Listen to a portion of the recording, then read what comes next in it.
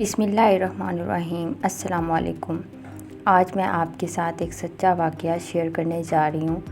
یہ ایک سعودی طالب علم کے ساتھ پیش آنے والا واقعہ ہے جو حصول تعلیم کے لیے برطانیہ میں مقیم تھا۔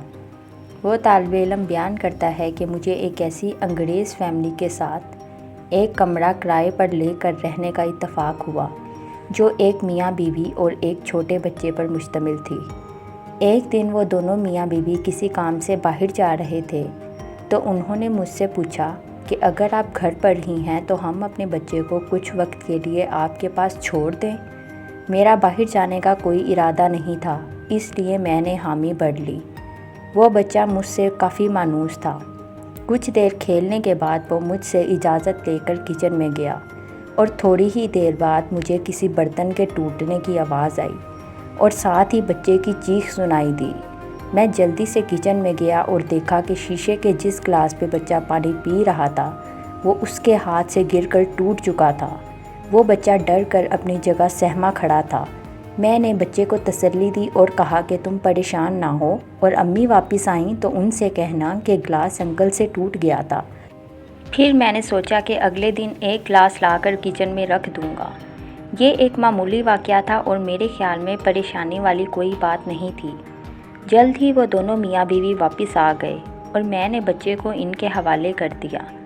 وہ عورت جب کچن میں گئی اور گلاس ٹوٹا ہوا پایا تو بچے سے پوچھا۔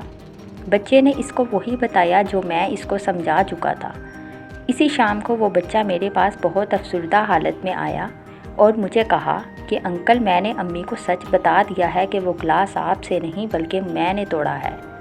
اگلی صبح میں یونیورسٹی جانے کے لیے تیار ہو رہا تھا کہ میرے کمرے کے دروازے پر دستک ہوئی۔ میں نے دروازہ کھولا تو سامنے اس بچے کی ماں کھڑی تھی۔ اس نے مجھے صبح بخیر کہا اور نہایت شائستگی سے میرا نام لے کر کہا کہ ہم آپ کو ایک نفیس اور شریف آدمی سمجھتے ہیں، مگر آپ نے ہمارے بچے کو جھوٹ بولنے کی ترغیب دے کر اپنا وقار خراب کر لیا ہے۔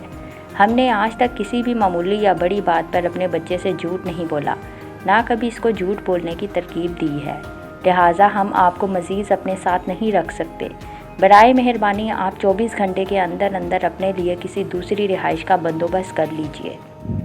آئیے ہم ایک لمحے کے توقف کے ساتھ اپنا ہلکا سا احتساب کریں کہ ہم میں سے تقریباً ہر بندہ صبح سے لے کر شام تک معمولی باتوں پر کتنی دفعہ جھوٹ بولتا ہے اور کتنی دفعہ ہمارے بچے جھوٹ بولتے ہیں جس پر ہمیں کوئی ملال نہیں ہوتا۔